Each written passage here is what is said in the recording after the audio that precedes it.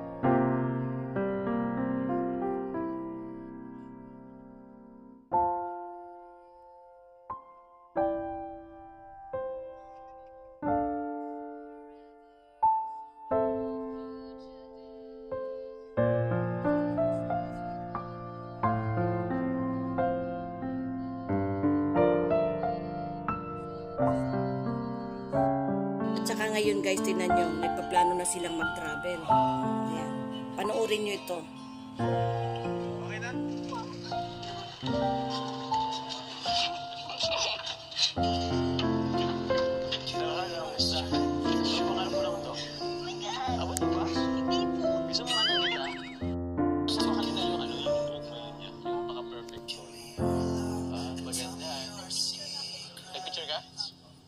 Kasi anong oras na? Alas 6 na. So, tatakpan ng mga ulap yung ano ay... Ayan, tingnan nyo yung mga moves nila. Talagang kakaiba yung kanilang sweetness.